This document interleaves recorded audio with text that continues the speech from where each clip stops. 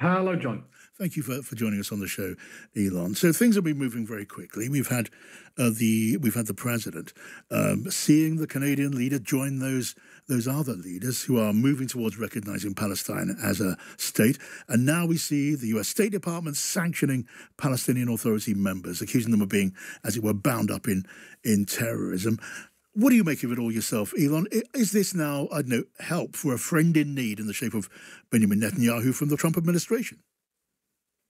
Look, I'm not sure exactly the reasons the United States is now stepping up with sanctions on the Palestinian Authority, but it is worth mentioning that the United States was very cross with the Palestinian Authority for the policy of so-called pay for slay, that anyone convicted of a terror offense against an Israeli civilian who ends up in Israeli jails gets welfare payments from the Palestinian Authority. The US had demanded that end. The Palestinian Authority had pledged that it would end. And clearly the United States is not satisfied that the Palestinian Authority has stopped providing those material incentives to terrorism. But as for the question of Canada, look, I think Canada and other Western countries are making a terrible mistake here that out of the best interest to bring lasting peace in the region is in fact going to condemn us to everlasting war. Western countries used to take the position that a Palestinian state should be created as a reward for making peace. And now they are essentially saying, although this is not their stated intention, that they will recognize a Palestinian state as a consequence for continuing to wage war. It is handing Hamas a victory for the October 7th massacre. It's telling the Palestinians to look back at those barbaric atrocities as the opening shot of their war of independence. And as Yotam said just now, Keir Starmer is essentially telling Hamas to hold on to the hostages, because as long as there is an impasse and this war doesn't end, they will get rewarded with recognition. And if they hand over the hostages, then Britain has an exit clause to wriggle out of it. So I think these countries are making a terrible mistake in response to, undoubtedly, you've seen the protests on the streets of your own city, massive domestic political pressure. Okay, I mean, and that is, I guess, a helpful summary of the reaction that we've had now consistently over recent days. It's an echo of where we were after Keir Starmer's original move, and of course that's the way the Israeli government have handled the position of Macron, and now we hear it in the case of Harper.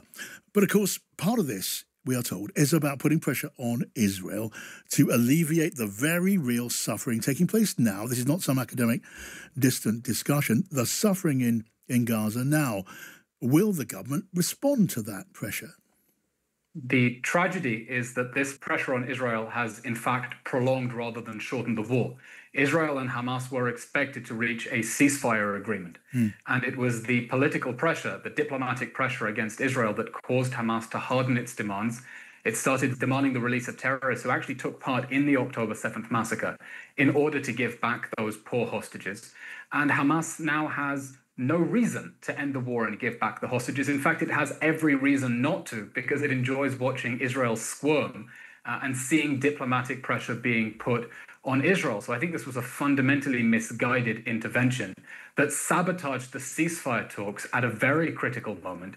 And as the hostage families themselves are saying, in fact, rewards terrorism and encourages further acts of hostage taking. So I think it is, of course, important to improve the humanitarian situation in Gaza. But we have to understand why there is a problem. The problem is not one of getting aid into Gaza, but getting it around Gaza. I was there on Sunday at the Kerem Shalom crossing inside Gaza, and I saw the mountains of aid that the UN had not managed to collect. Israel is now letting in trucks faster than the UN is picking it up. And according to the UN's own figures, you can check this on UN Ops, most of the trucks of aid that the UN is picking up are getting looted along the way.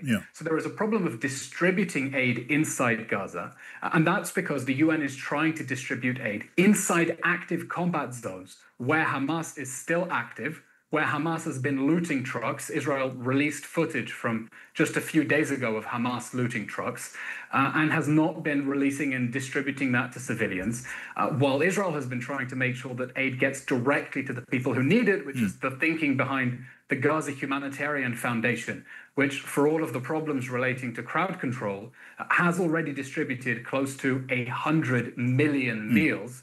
And Israel, of course, wants to expand that operation to make sure that aid can get to people who need it directly and bypass the routes that have been looted on the way and that Hamas has been able to exploit to tax and then fund its war machine. Okay, now a number of those aid agencies have said to me and to others is it is within the power of the Israeli authorities, within the power of the Israeli military, to escort this aid across the border and to areas where it is needed and where it can be properly distributed, as opposed to leaving it to whatever happens once it crosses the border. And there's a great deal of looting taking place. I think that's also not disputed.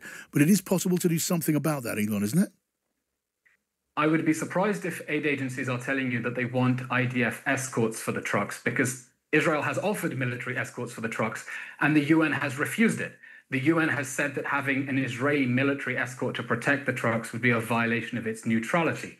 Absurdly, though, they have been demanding Hamas police protection because they regard Hamas as the de facto authorities in Gaza, and they want the same, cat that's stealing the cream to guard the cream as well. I think it's outrageous they're demanding Hamas police protection. But that's the problem. There are now two mechanisms that aid gets into Gaza, through the GHF and through the UN. Yes. The GHF mechanism is secured through private security. There is no looting of the trucks when they're on the way to the distribution centers, and they've distributed those hundreds of thousands of boxes.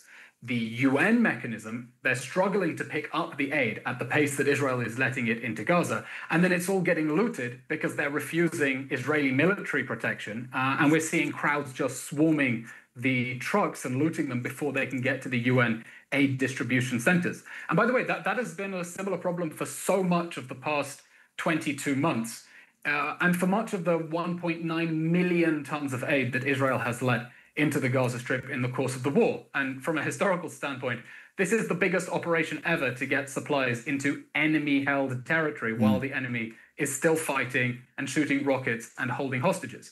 The problem has not been getting aid into Gaza. The problem has always been one of distribution and getting it around Gaza, because the agencies are trying to do the impossible here. Okay. They're trying to distribute aid inside an active combat zone that is still controlled by enemy forces who are hijacking, requisitioning, and taxing that aid for their own purposes. We do have something of a conflict of evidence. Certainly some aid workers who I've spoken to have certainly argued that it would be possible to provide those deliveries with greater security. But we've heard what you said on that. I just want to finally put it to you.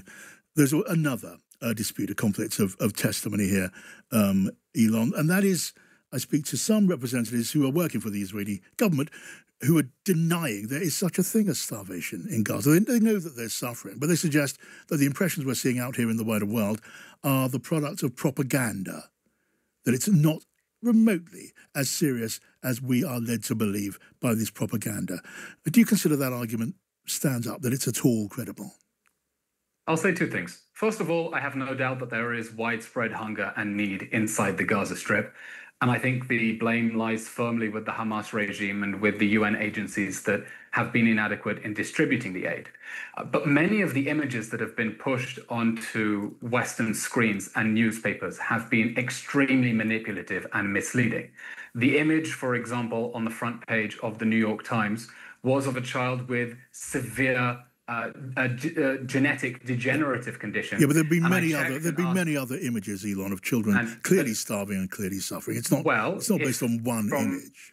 Well, John, if you have a look at the image of the mother cradling the child with the severe genetic disorder, there are images from another angle showing his brother standing directly behind him, and he's certainly not emaciated. That child was suffering from severe genetic conditions, and that was passed off as evidence of starvation.